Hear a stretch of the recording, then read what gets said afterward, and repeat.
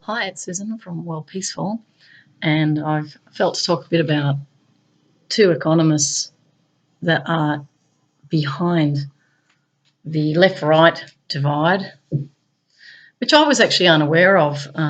It's not to say I don't know there was left-wing and right-wing. I studied economics, I knew that. And I did know the orientations, but I didn't know really about these really strong cultural wars, and I had no idea of the right, the strong, what would be the right word with them? It's a real coordinated attack on the left. But I'm also conscious of the left as well being problematic. But the right is the dominant one because of the business interests, and that's in our sort of economic analysis to justify this move towards privatisation, the various moves in respect of taxation and government spending. It has an economic basis to it. And as I said in the previous video, people can cleave onto ideas from economists in order to justify self-interest. The whole purpose of the economic system was actually to allocate resources fairly for everyone. It wasn't about making the rich richer and the poor poorer. It was never about that. The whole point of it was allocation.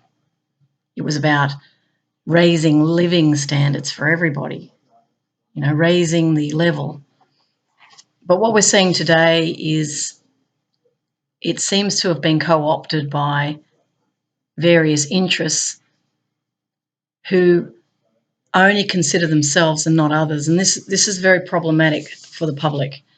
So what I'm going to do is I'm going to read out of this so that people can get some education about, Maynard, Keynes. These are British economists, and Hayek. So I might just have a quick glance at the beginning and just see if there's anything that's a bit of an intro. Yeah, I'll just start here very briefly, and I'll go from there. I've just had something come up on my screen. It was perhaps the most unusual episode in the long-running duel between the two giants of 20th century economic thought. During World War II, John Maynard Keynes and Friedrich Hayek spent all night together alone on the roof of the chapel of King's College, Cambridge. Their task was to gaze at the skies and watch for German bombers aiming to pour incendiary bombs on the small picturesque cities of England. I'm just going to go past the war because I don't actually want to go into that issue.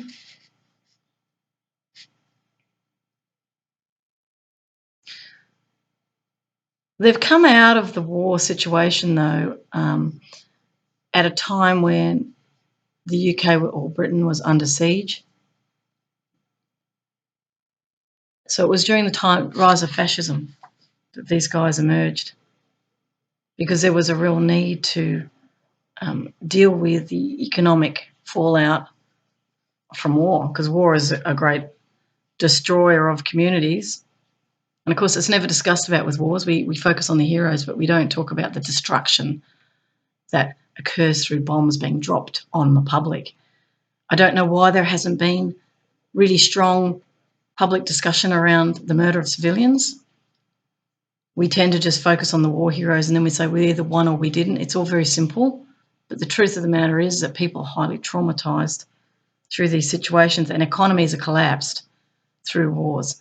Although those who are business people often will exploit wars as well, because they can see that they might be needing, their tanks, their armaments. So there's a whole industry that grows up around that.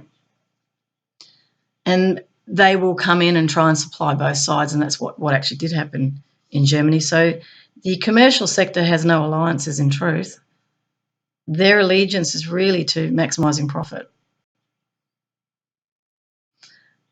I just want to read this a little bit. Keynes was a young economic don at King's College, this is in Cambridge, when at the outbreak of World War I, he was recruited by the Treasury, the British Finance Ministry, to raise money from Wall Street in the US to finance the Allies' effort.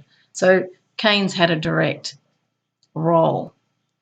as an economist in helping to raise these funds to help fight war. So that's where economics has come into the war situation as a sort of a patriotism.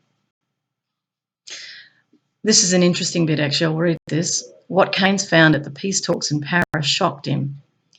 While the victorious Allied leaders, sparked by vengeance, relished the misery they hoped to inflict on the German nation by severe financial penalties, Keynes saw the issue in a quite different light.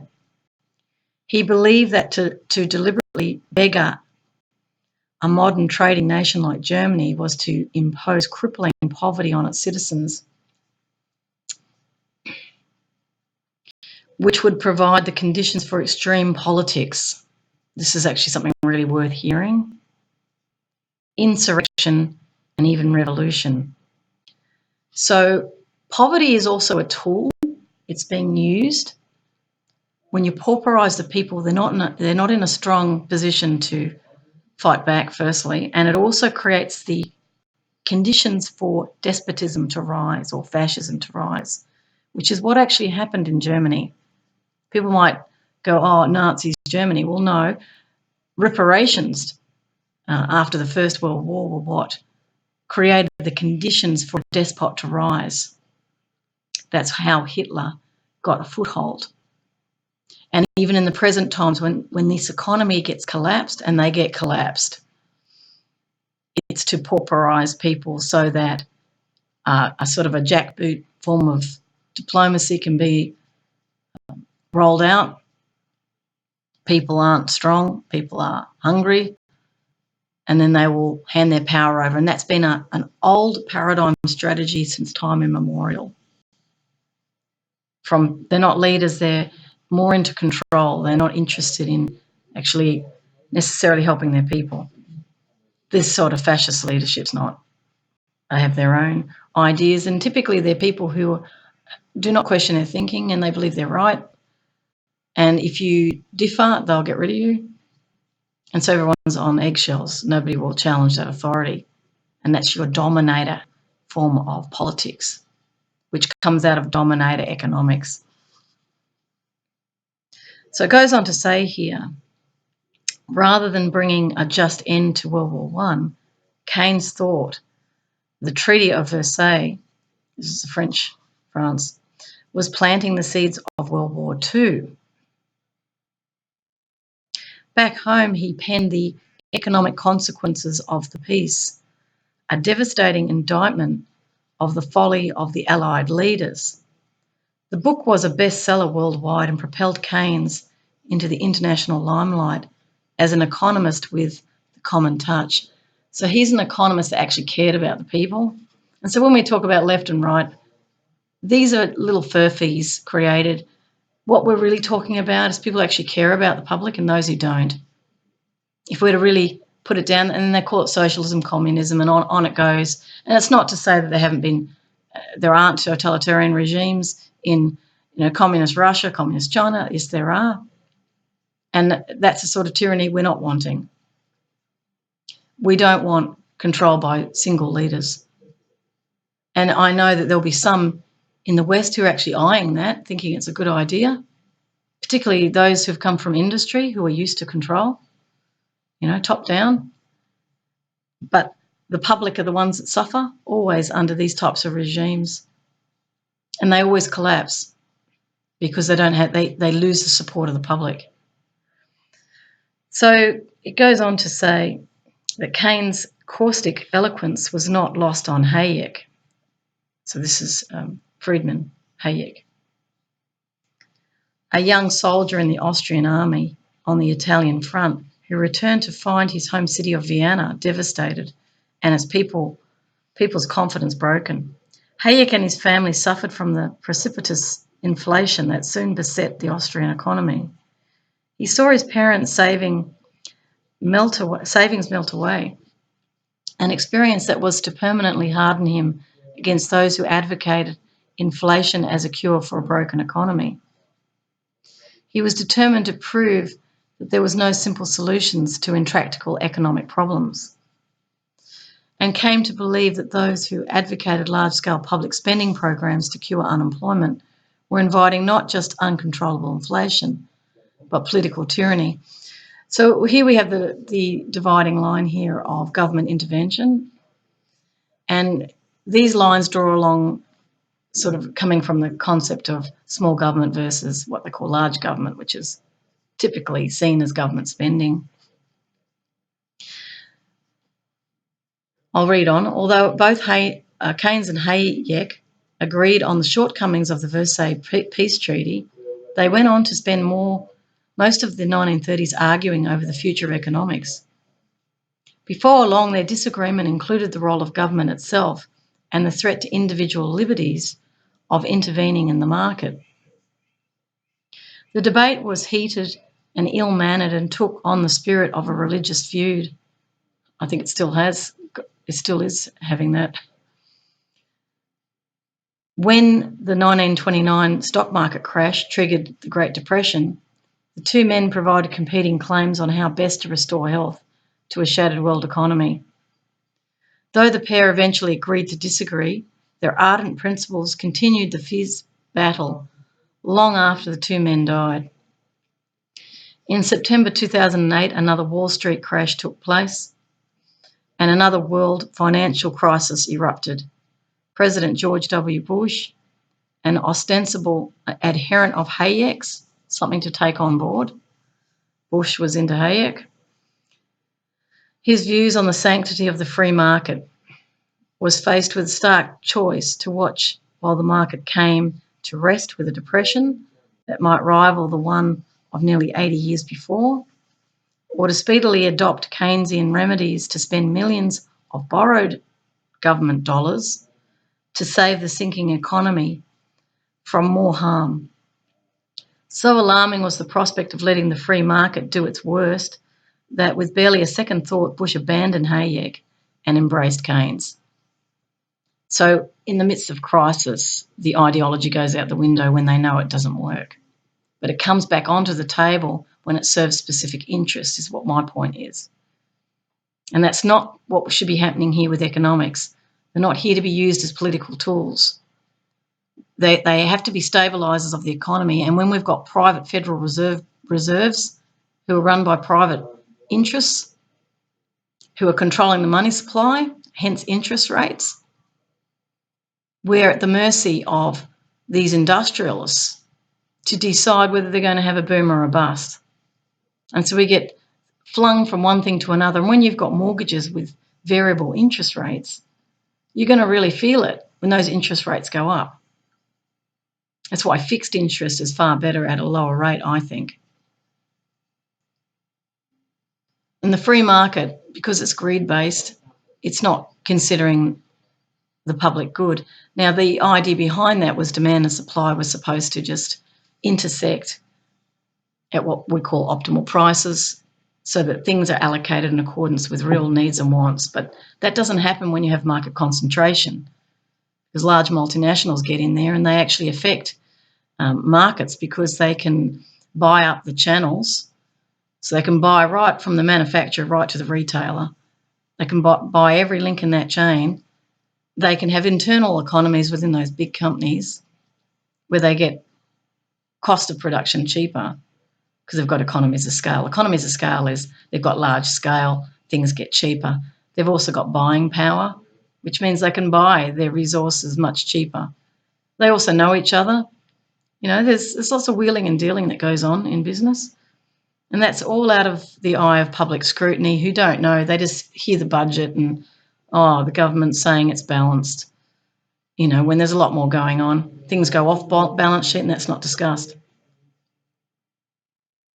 because we're not being fully informed is the truth of the matter, because of vested interests who are not serving the public.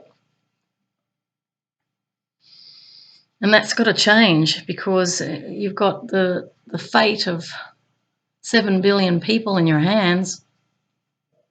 And when we're talking massive disruptions to our world economy, everyone has a right to have a say here, because not only are we looking at a completely changing industrial structure that moves into a technocracy, which is the IT, AI, automation type argument. Not only are we looking at that, but we're also looking at transhumanism, which is fusing technology with human beings. This is actually altering humanity. This requires extensive debate. This requires extensive input from the public because you're changing our world and our future. This is why I'm sitting here reading about Keynes, because this is where it all starts. And then people cleave to these economists going, oh, you know, we don't want government intervention. But that person who's saying that is not sitting in grinding poverty. They're not homeless like me. They're not living without income like I am, or experiencing the structural violence of being seen as having no power. So you get bullied from this position. But when you're up in a high status position, and I've been around people of status, you're an untouchable. Everybody's nice to you. There's almost a glow and hue around you because your success, they get the sense of security. It looks like abundance, and it's a false economy. But with that creates another world, and that other world believes this is the world. It's not the world. It's your world. There's 7 billion other worlds out there who are having a completely different experience and who don't get to have much of a say about it. So I'll read on a little bit here. This is talking about Bush abandoning Hayek during the 2008 financial collapse brought on by Citibank and all these, collateral debt loans that were sent out to the poor who couldn't afford to pay them back, and it collapsed the economy. And then what is being said here is that these banks were bailed out. Corporate welfare, it's called. And that's okay, they'll say, because we're making money for everyone. But please don't ask for money if you're in grinding poverty, starving, because you're of no economic use to us. And this is what's happening now, is this depreciation of people on the basis of income because of economic externalities which have actually created unemployment, because of the changing technological base, because of globalisation, because of multinational concentration. That's a side issue.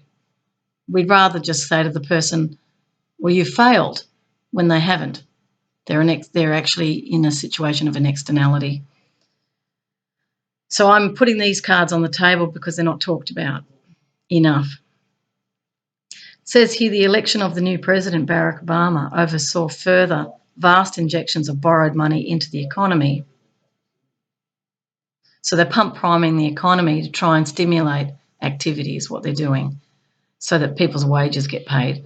So businesses don't collapse. So they're looking after the business community.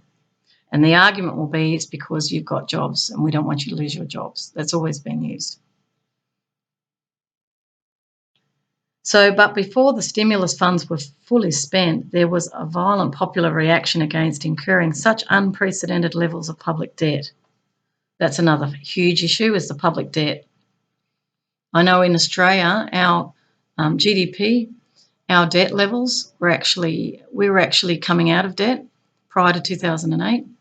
I looked at some statistics, and then after 2008, we went into huge debt. And that's when economies become compliant to financial interests because they've become indebted to those interests. It's the same as when you get a mortgage. You become indebted because you've got your mortgage. So you're indebted to the bank. So you have to keep repaying. Otherwise, your asset will be taken. And the same applies with national economies. It's like these people can come in, foreclose, if you don't pay your debt. This is what happened in the third world. And they had put huge debt on them that they were absolutely unable to repay, not unlike the subprime mentality. And this then meant that there was an ability to acquire assets when they foreclose on them. And these were resource-rich countries who were underdeveloped because of the tribal cultures. If we really wiped the slate of all economics, the Indigenous people were living in harmony with the planet in a far more efficient way than what we are. And they had very sophisticated societies. We called them primitive, but they weren't. They were very attuned into nature, and there was a huge knowledge around that on how to live with nature, and even what all the plants were called, what they meant, how they could get medicines from them.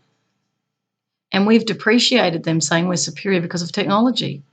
And yet, emotionally, we're actually immature because the technology keeps you in a state of immaturity.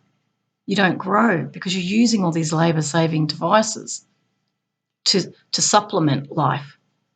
You're not working really hard to create things. You're not building things.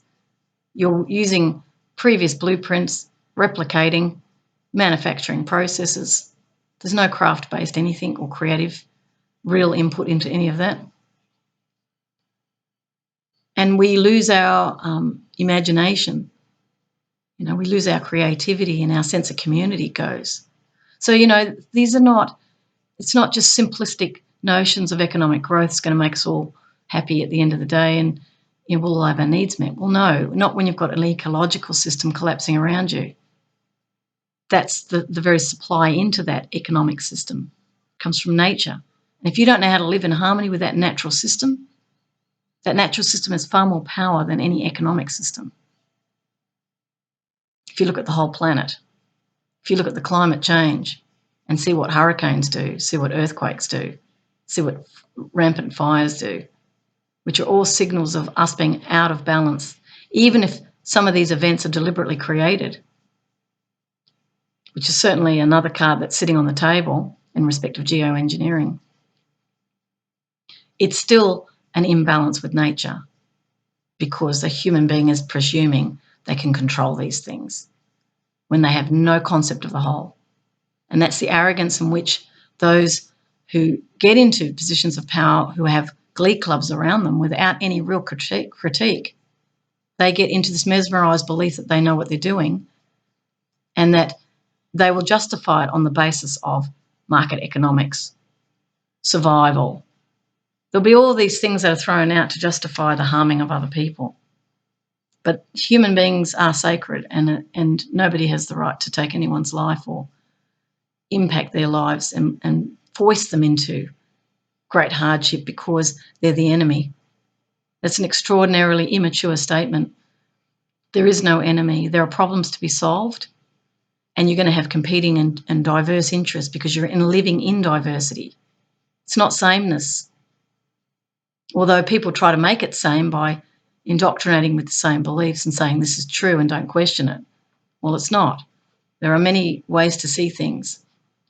So going back to Barack Obama, he tries to inject funds, this is in 2008, into the economy. And there was a popular reaction against the high levels of debt because the public took on the risk. The Tea Party movement is another one to have a look at. Rose to demand that the administration change its course. Hank, the American people don't like bailouts. The Tea Party champion Sarah Palin scolded Treasury Secretary Henry Paulson in October 2008. Glenn Beck, the political commentator, revived the reputation of Hayek by drawing the attention of Americans to his neglected road to serfdom. Road to serfdom. I think I'm on that road right now. No, I won't be going on it. The serfdom is the enslavement of the people. And the long-forgotten Austrian rose to the top of the book sales chart. Sorry, the way I read that then. And the long-forgotten Austrian rose to the top of the book sales chart. Keynes was now out and Hayek in. Arguments over the competing claims to virtue of the free market and government intervention now rage as fiercely as they did in the 1930s. So who was right, Keynes or Hayek?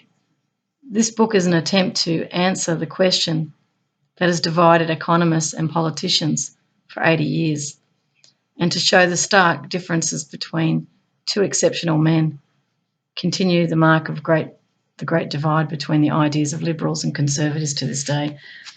I won't read on with the other section I was going to do. I just want to sit with that for a minute. I remember, excuse me, As you can see, I'm really polished at this. I remember when I was studying economics, I always remember talking to my professor, and I used to say, infinite growth modelling, why do we have this when we've got a finite limit to our planet?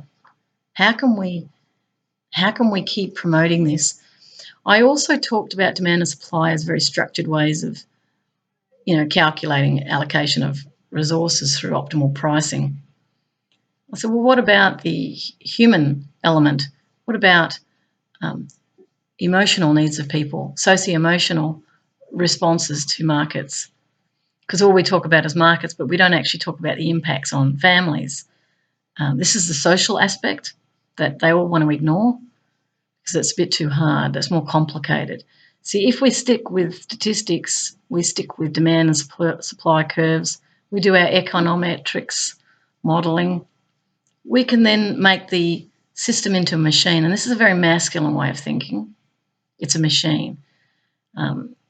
It sort of has its roots in that idea that the universe is this mechanical structure when it's actually an organic, geometric, symmetrical,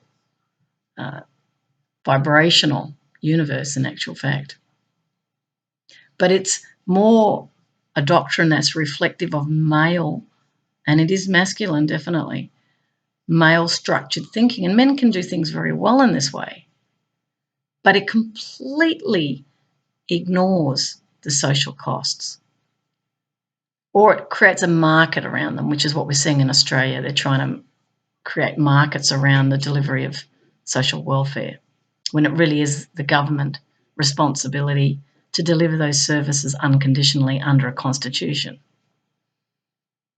But because Hayek type thinking is dominant in government, because it's a liberal government and a conservative neoconservative government, they have very strong views.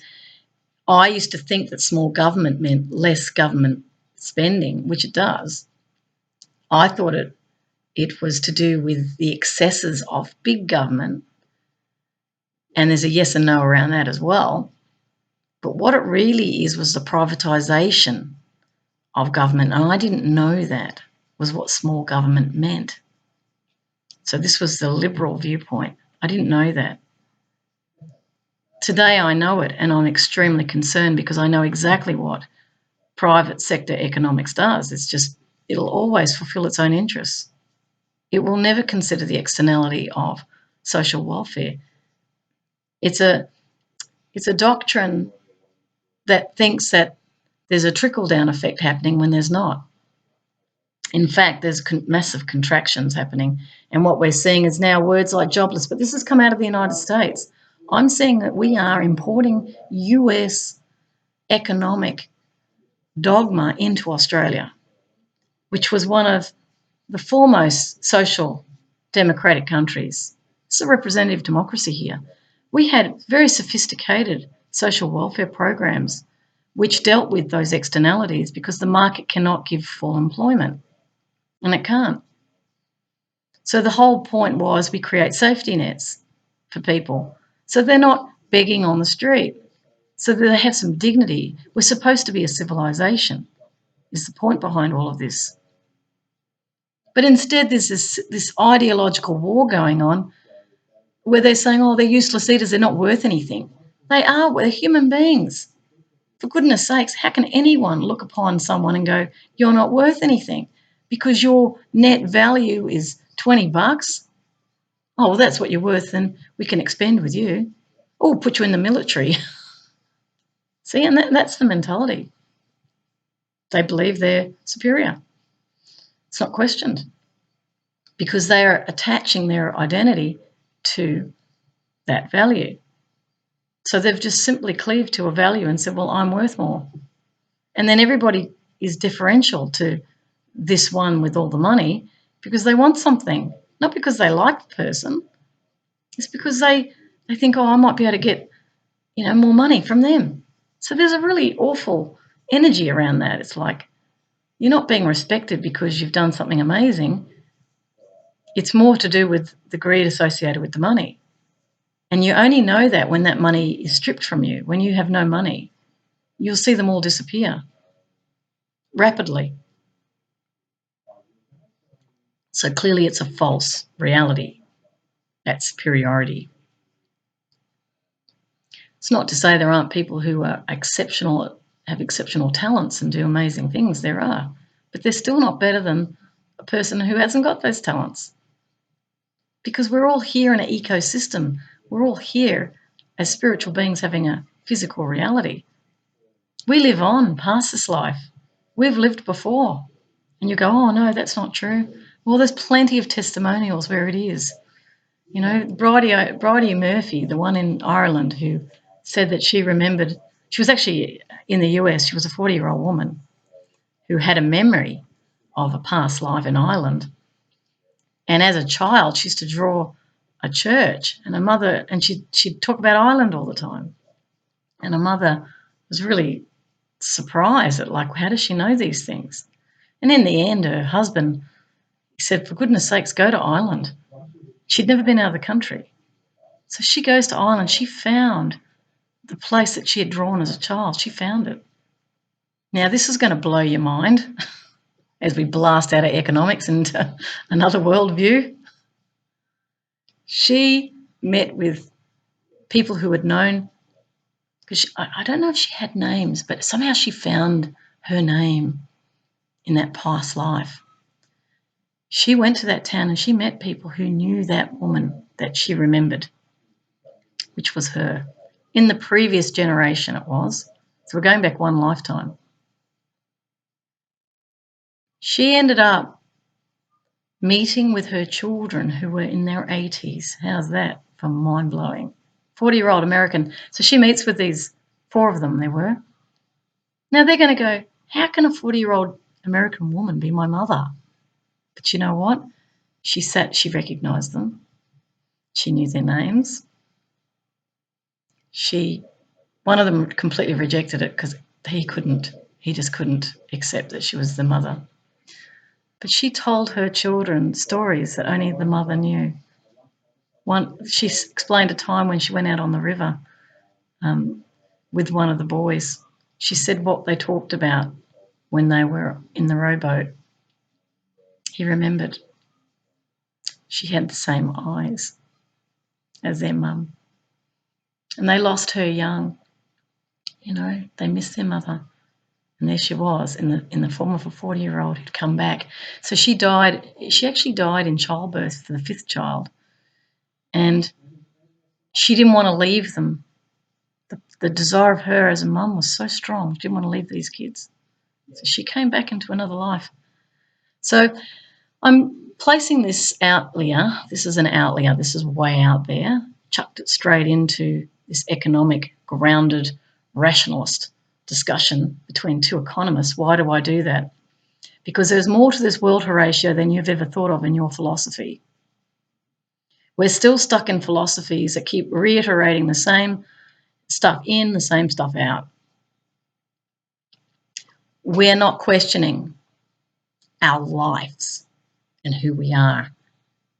Economics is a framework that's seeking to allocate resources because we're organising production in order to provide for the many. That was the purpose of it. And the more you produce, the price goes down and people can buy it. So they became dependent on that economy to survive. But as I said, what's happening now is this attitude that people aren't worth anything. So the reason that argument of the living on past life stuff came in was to say we're actually universal. We're actually spiritual beings having many lives. Now, when you explode into this type of thinking, it's a little bit hard to look at people as worthless because you recognise that serving a purpose. And I might not know what that purpose is about, but it's an incredibly important purpose. And it could well be to frame for the wealthy or those who think they're wealthy. The real wealth is actually in generosity and kindness. But it's to reframe who are you in relationship to the person who's begging on the street? And what does that person on the street think you are when they see you walk past? And I can tell you from my discussions with people on the street, they're not impressed with. They actually, funnily enough, you may laugh at this, they actually look down at some of the people walking past them. They don't respect them. Isn't that interesting? There's a mirror.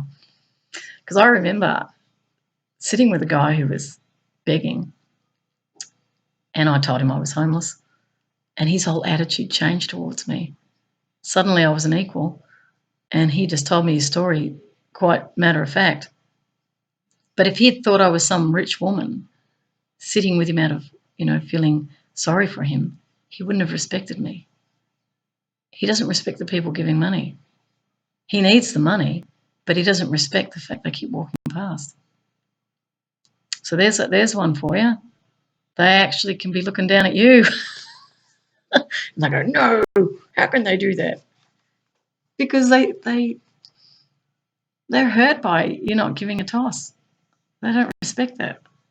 But when someone actually bothers and sits down and talks to them, then they respect the people. Isn't that fascinating? See, I didn't know that either. I'm just going to now go to this book, The Real Wealth of Nations, because Keynes and Hayek is a bit of a clash there, really between, monetarists and Keynesian economics, which is about government intervention, which is necessary. So I'll just quickly finish that off. It is necessary. I haven't been on welfare for 2 years because I was cut off, and I had to work through some problems, but I wasn't in a situation where I could have anyone support me, so I've had to survive. And they'll go, oh, yeah, see, it works. You don't need welfare.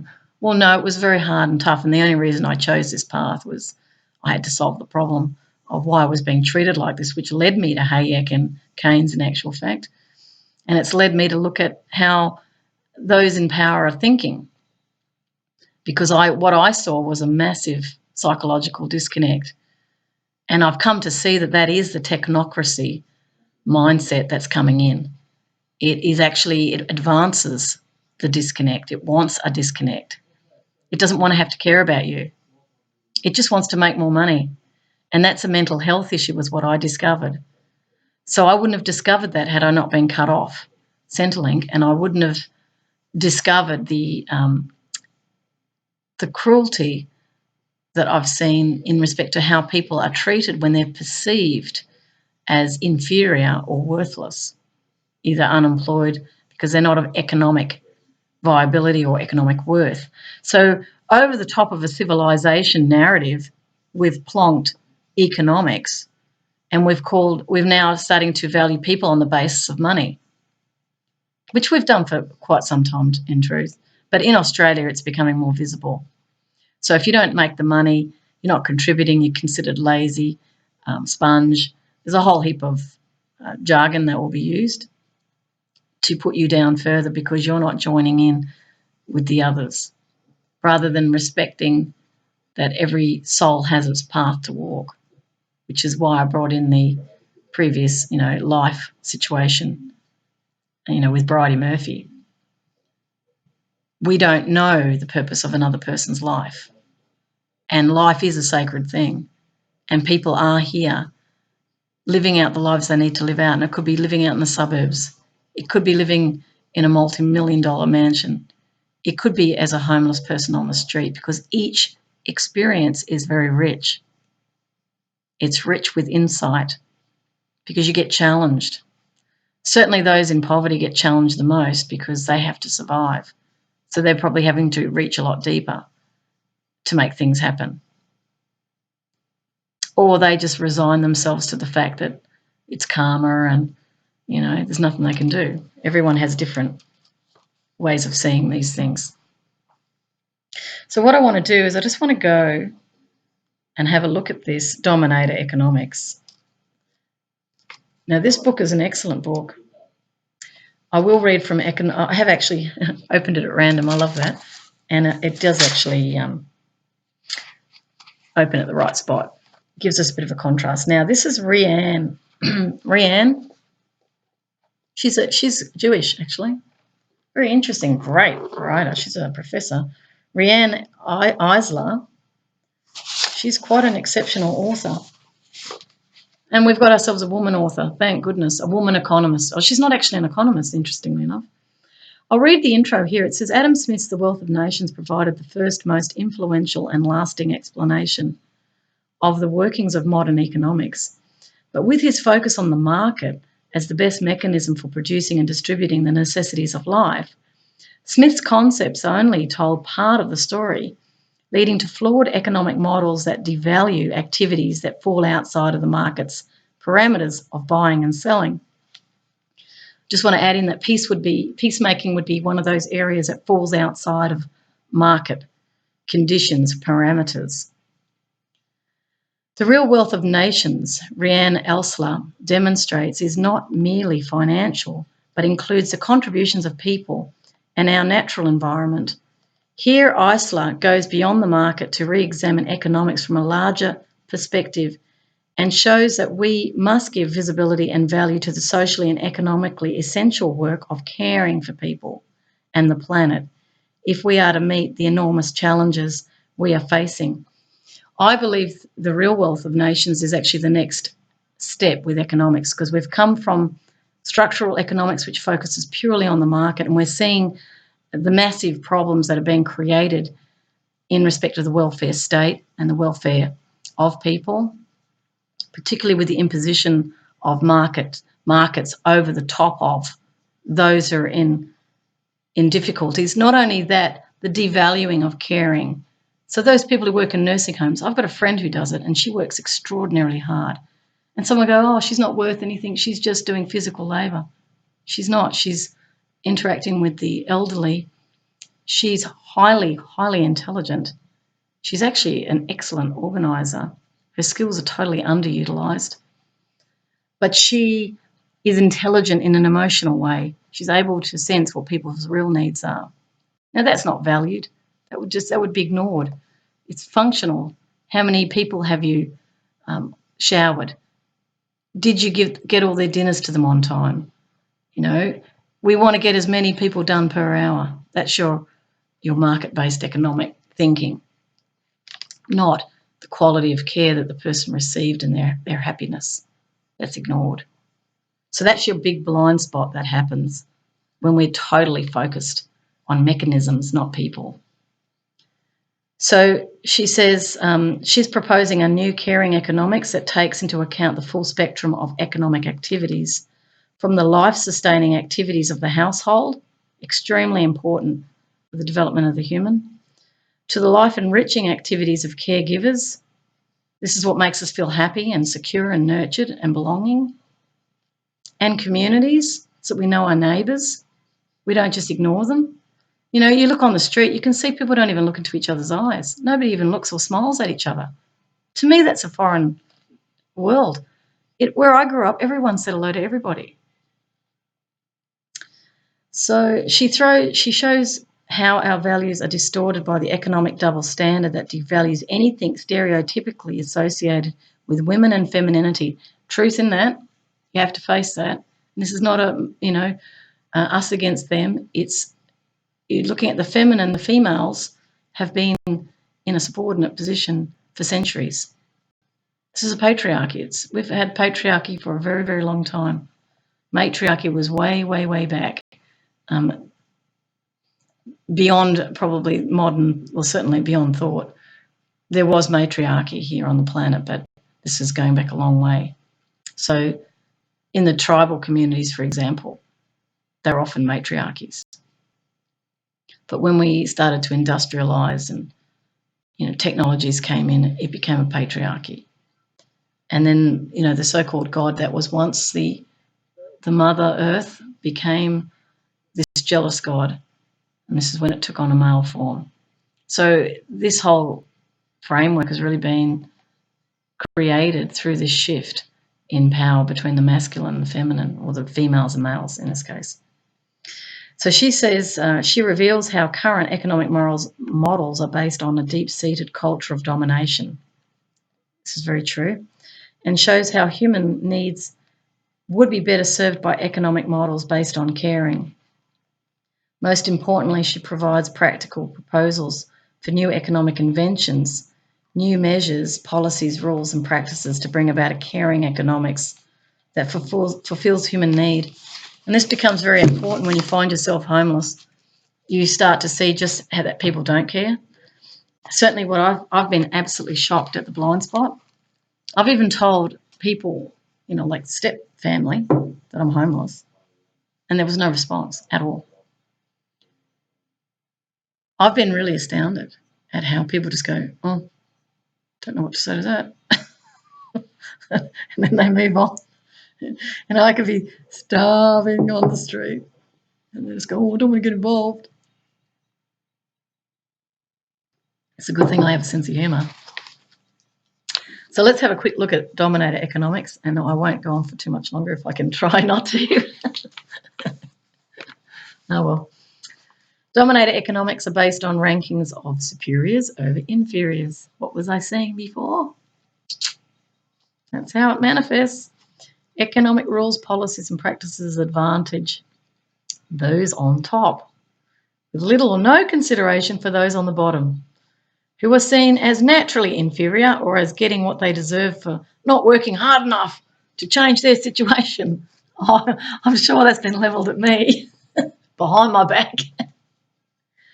In actual fact, I work 7 days a week and I'm actually working on what's going on in the world. And I've been driven to do that because of how I was treated.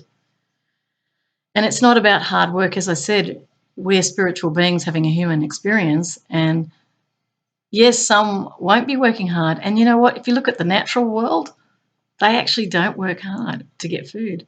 It's the human species is the only one that works, 8 hours, 9 hours a day. If you're a woman, it'll be 12. She's got to look after kids. That's work, unpaid. We work way too hard because we're locked into systems and they just keep giving us more work. But whilst we're working really hard, we're not in our own lives.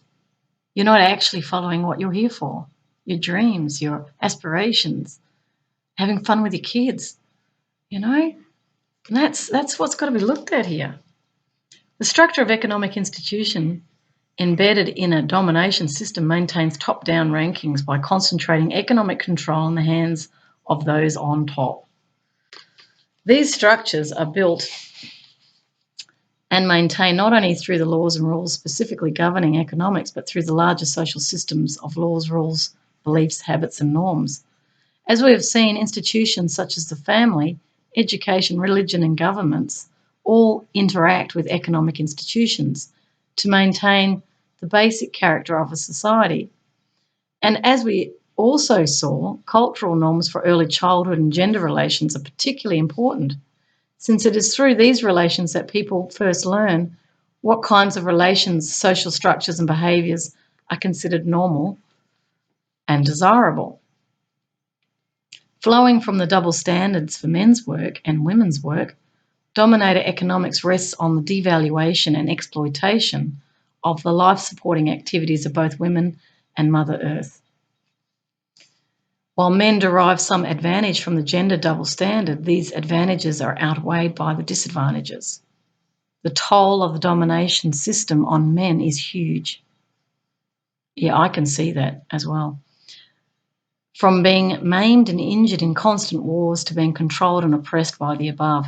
So even when we talk about patriarchy, men can listen to this and go, oh, it's hitting out at men.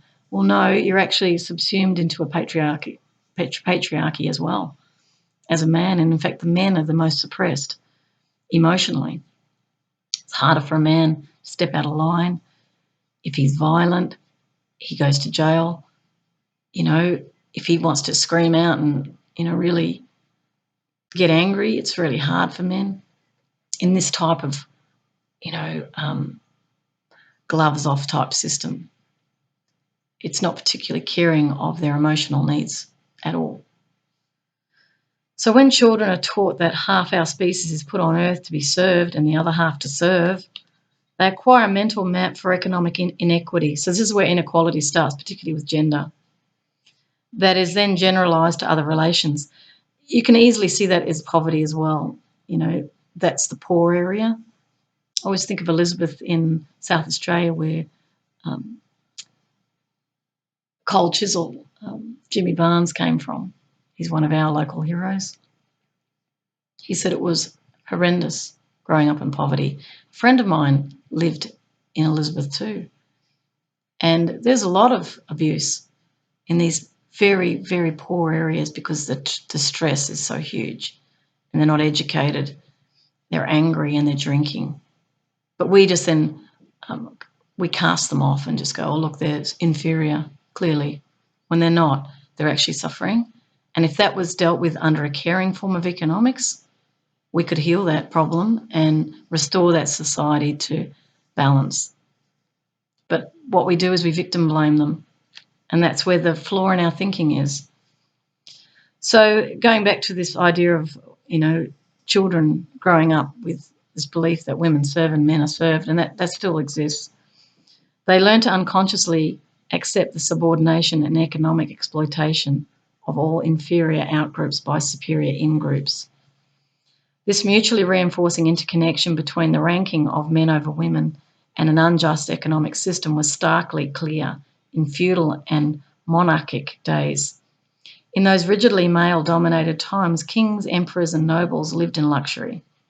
But the men and women who worked for those superiors from dawn to dusk, supplying their tables and filling their coffers with gold, barely survived. We also see this interconnection later in times when dogmas of women's inferiority resurged. These too were characteristically times when the economic gulf between those on top and bottom widened. For instance, in the robber baron days of early industrial capitalism, when workers were often mercilessly exploited, social Darwinists were countering feminism with the argument that women are naturally inferior to men. I've certainly experienced that too, that belief. And I've seen myself passed over, and I knew it was because I was female. I've also seen in professional settings men not connecting with the women because they're not mates. They don't go for a drink. The sexuality always gets in the way, and it's so unfortunate when we have so much to share. I don't actually see them in that light. I just see them as, because I've grown up with men and I had male friends. So for me, it's very easy to make a friend out of a male. I don't get confused about it. But there is issues here. And the idea that men are the logical ones and women are kind of irrational, that's still embedded. Now, I'll certainly state that with mechanical things, I'm probably not that interested. I could learn it. I know I could learn it because I learn economics. But it's not my orientation. My orientation is more artistic and I'm more of a philosopher. But if I had to hook in and get things done physically, I can do it. If I have to build something, I can do it. I can apply myself, but there'd be effort with it, but I can do it. I'm not necessarily interested though. I'm more interested in people. I'm very oriented in relationships. I can really sense people. I have real gifts in this area, as some of you may know who've seen my Miko still. I have abilities to see things, which is part of the feminine in actual fact, So currently at the same time, that sociobiologists maintain that the domination of male over female is an evolutionary imperative. Economic stratification has also intensified. Multi-million-dollar corporate salaries contrast sharply with homelessness and hunger. True. I want to again emphasise that economic inequity is not only a characteristic of unregulated capitalism. So my poverty is caused by unregulated capitalism, not because I'm too lazy to get a job. It is a characteristic of dominator economics. Under the former Soviet Union's communist regime, those on top ate caviar and lived in comfortable flats and villas in the country, whilst most families lived in overcrowded apartments and women stood in long lines for hours to buy bare necessities. So it's that Marie Antoinette moment of go eat cake, we don't care. Just keep the money coming. That's the mentality. And And it's actually more reflective of a civilization that's not very evolved. Because as you get more evolved, you see others as yourself. You can't just step over them in the London Underground like I was advised to do once. 2,000 people were in the London Underground, homeless. My friend just stepped over them. And I looked at her and I went, I'm not going to be like you. And I wouldn't. Don't care. Another characteristic of Dominator Economics is corruption. It's a big one, and that's the big one we're dealing with now. It is often said that power corrupts. Although this is by no means inevitable, corruption in the sense of gaining advantage for oneself or one's group without regard for others. It's a selfishness, that's why they're corrupt, they don't care. Particularly those lower in the pecking order, is built into domination systems. It's also a moral disconnect. They don't actually think they're doing anything wrong. Everybody does it. It's all about making money. It's like, what are you carrying on about? That's the way they think. They don't see that through their collusion, something's been put to them where they've been shown illegality. Let's say they're a regulator, and they don't accept it. Because if they don't accept it, then they don't have to address it.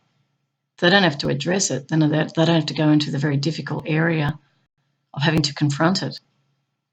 And if they don't confront it, they don't bang up against power. I've seen this.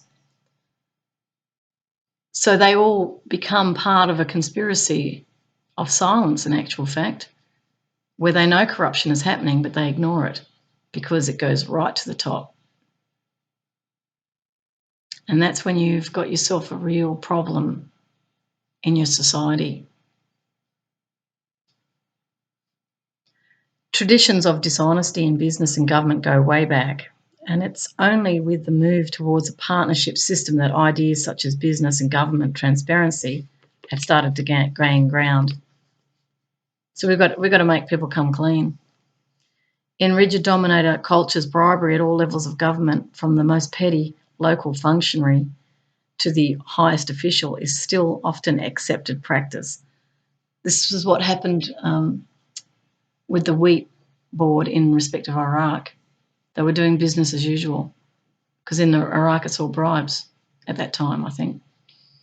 And our people who have a democratic system, who aren't supposed to engage in corruption, just went with it because they don't think about it as an ethical issue of who you are. They just saw it as getting business done. It's practical. Someone would have said that to them. And then when it hit the press, it was a real comeuppance for them, because then they came to see that they're actually engaging in corrupt behaviour. See, groupthink makes it all okay, and it's actually not okay. It's very, very problematic.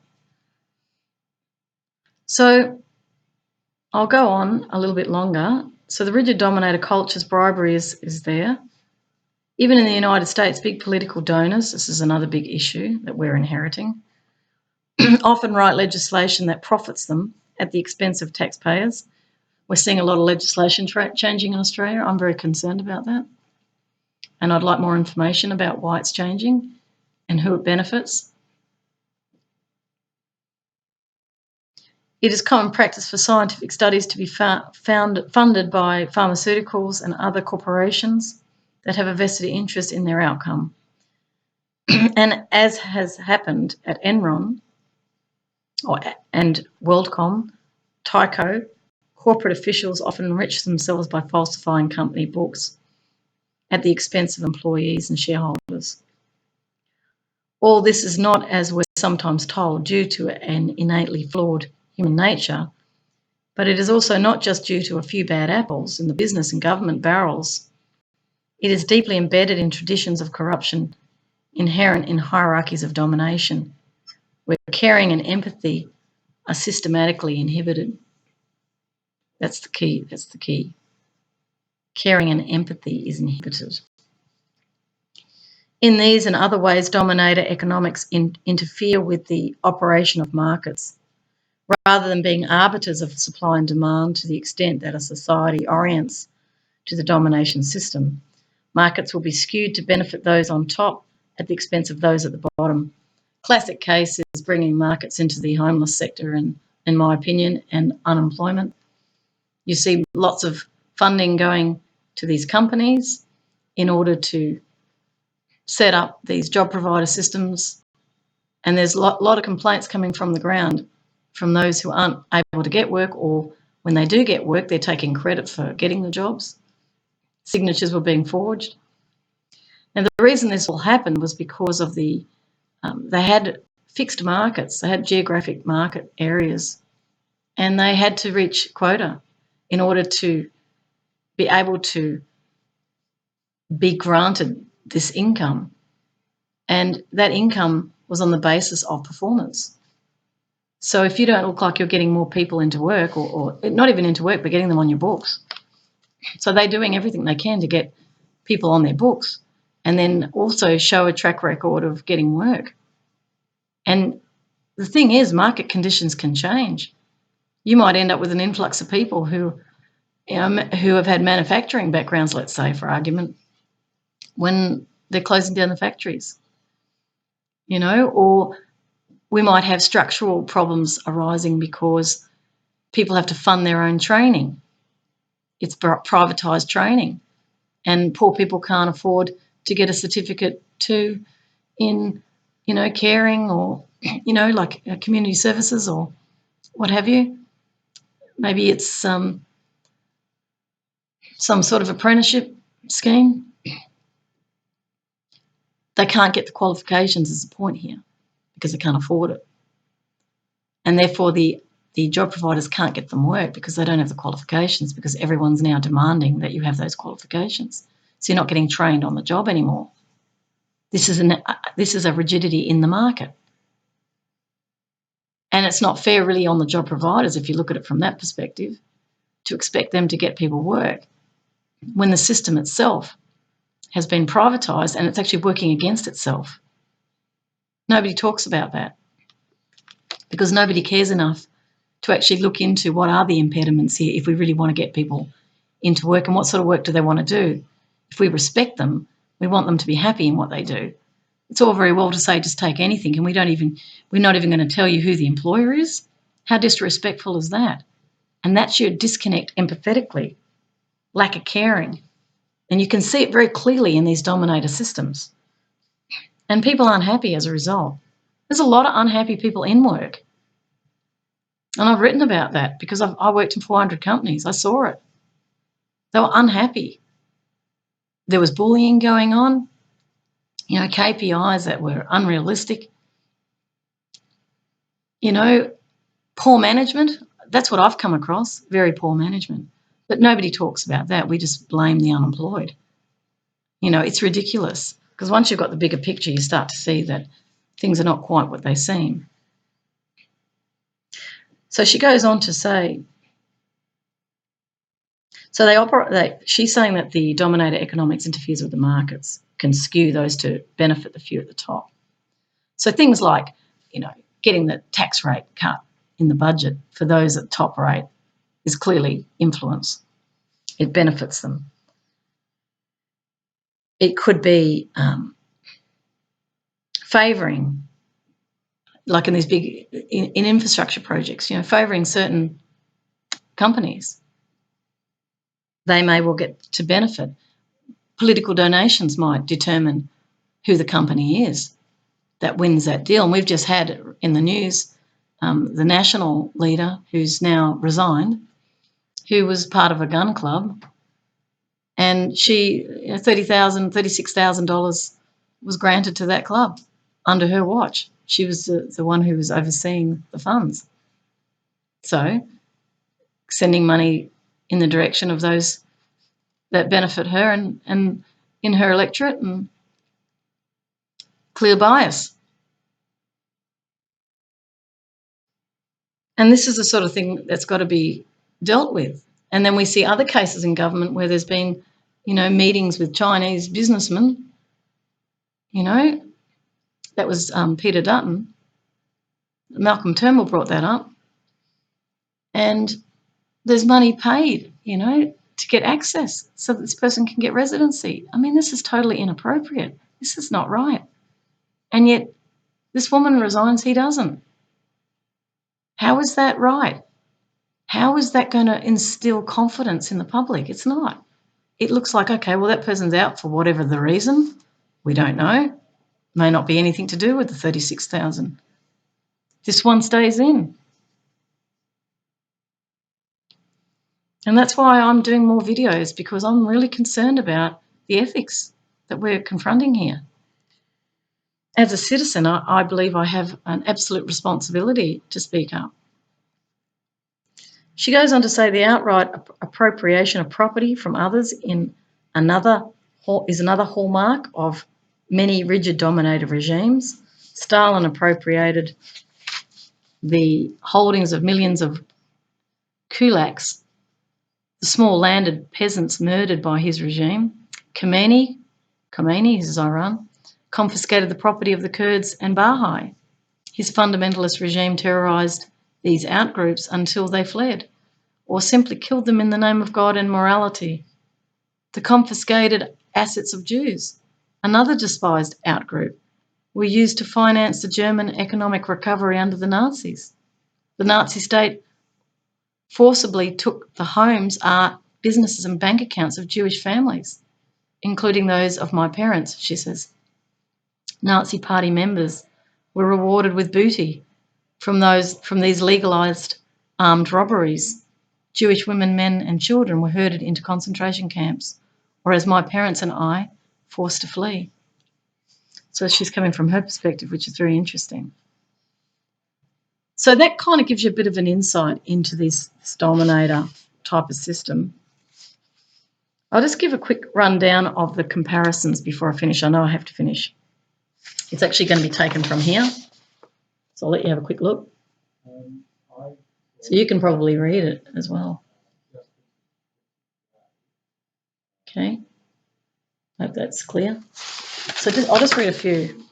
So a dominator system, we've got down the side structure, relations, gender, beliefs. She's actually got more. I'm sure she's got, I know that's it. So a dominator system is authoritarian and inequitable social and economic structure of rigid hierarchies of domination. The partnership system is democratic and economically equitable structure of linking and hierarchies of actualisation. That's what I'm interested in. Relations is number 2. High degree of fear, abuse and violence, from child and wife beating to abuse by superiors in families, workplaces and society. This is the dominator system. Partnership system, mutual respect and trust with low degrees of fear and violence, since they are not required to maintain rigid rankings of domination. 3, gender. In a domination system, ranking of male half of humanity over female half, as well as traits and activities viewed as masculine over those viewed as feminine, such as caring and caregiving.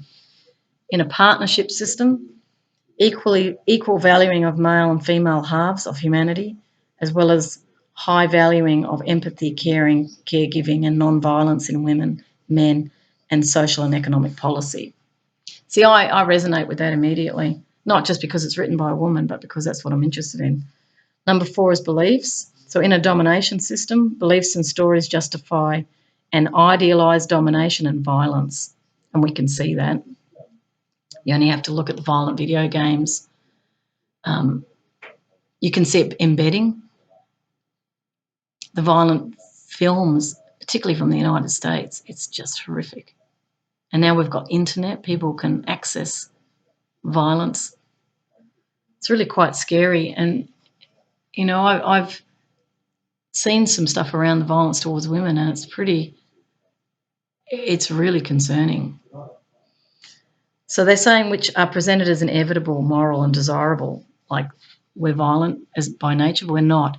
Our nature is actually, you look at children, they're not beating each other up. They're actually kind to each other. They give things, they do drawings for you, you know. I love you, they'll say. Kids are very feminine in actual fact. And they are until they hit puberty. But those who are putting this out, masculine, there can be women who are masculine too, by the way, and there can be men that are feminine. So there aren't necessarily hard and fast rules here, because I've seen women that are dominators, for sure, and men that are partnership types. So on the belief side of the partnership system, beliefs and stories give high value to empathetic, mutually beneficial and caring relations, which are considered moral and desirable. Yeah, I'm more akin to the partnership system, because I see myself as equal. It's like, I don't want to be dominated. And there's narratives out there in some of the sexual stuff where they're trying to make out that women like the violence. They don't. Some of the pornography, I was reading about this in a book that I've just been handed, where apparently there was some commentary around those engaged in the pornography industry. So these are the actors. Some of the male actors were saying that it used to be more lovey-dovey in the beginning, but now it's taking on choking and hurting the woman, cruel acts towards her, and then she comes out at the end going, "Oh, I love it." Christ. I read that and I was like, oh my God. So what does that send to boys and young men? Oh, she likes it, so that they can justify hurting her because they want to dominate. You see, domination's not love. This is very important that young people hear this. If you want a relationship that works, you have to be equals. I was really lucky. I had a great husband. He didn't have an unequal bone in his body. We shared everything and we just helped each other whenever we needed to. There was none of this complexity around it. I didn't have to act a certain way. He didn't have to. I didn't dress him. He was free. When he was with me, he was in freedom. He wasn't free to abuse me, and he never did. He wasn't that sort of person. He was lovely. But we had a real partnership, and it was the best relationship I've ever had, because there was no tension, no control, just support and love. And that's really the true nature of a partnership. So really, even this economics of the real wealth of nations that Riane has brilliantly put together is an excellent book. She's actually spoken at the UN with this material. You can really see it comes back down to male and female relationships. The whole economic system has come out of that. And these men trying to carve this path and maintain power, it's like it's a false economy, and it's like this is a critical point here where you can either keep fighting the women, keep trying to put them down, but you know what? The horse has bolted. The horse is bloody on its way, mate. The women are rising up, and it's not a question of, oh, she thinks she's better than me, that makes me inferior. No, it doesn't. It's about learning to respect diversity. Some women will be good at this, some won't. Some men will be good at this, some won't. It's not even about gender. And when you get past it, close that door, you just go, oh, well, best person for the job. It's not about these little clubs where we come together because we feel secure and we know each other. It's nice that you come together in groups. I don't have a problem with that. Women do too. But let's come together in one group. It's fun. Clash it up. Have a bit of joy in that diversity. And the seriousness around having to control the world. It's like you can't control the world. I have said this before. I always laugh when I think of I'm going to control the world. I always laugh because I know that no parent has ever been able to control a child, and the little kids will rebel. They will. And I'm not putting anyone down. I'm just playing. I'm a clown, so sorry. It pops up every now and then. So with that, we had done a bit of a journey again through Keynesian economics and bloody Hayek, looking at the left-right, sort of tension and this perpetual tension around government intervention and privatisation. As I said, I think we're moving into an expanded view, and I think this Real Wealth of Nations is actually a seminal work which is putting on the table the other half of the picture, which have been ignored, the majority of the population that's been ignored, the female part. We want to say in this because it's our families and communities that are actually being hurt by toxic cultures that are arising out of a domination type of mindset that wants to control everything when you can't. And you just can't. I mean, from a natural point of view, you can't. No one can control anything. We have our little pockets of control, and yes, we might be able to see things work out as the way we plan, but ultimately there's always outliers, there's always other dynamics that come in that change the fate of humanity. We're going to be making a massive jump into a expanded consciousness, and that is, in my opinion, inevitable. Yes, it'll be bumpy for a while because there's going to be plenty of people who don't want it. But I just say to you, those of you who don't want that expanded reality, don't harm other people who may want that. If you want your reality to be a certain way, we'll go for it and see what happens. But don't hurt anyone along the way, because what you do to another returns to the self, and that is what will happen. It's cause and effect. So just bear that in mind, because I want everybody's happiness. And for those on this side of the fence or that side of the fence, we're actually, if we just drop the fence, we're just coming at it from diversity, and that's the way it's meant to be. So I'm all for the clashing of it up. I'm going to leave that with you. May your demand and supply intersect. Bye.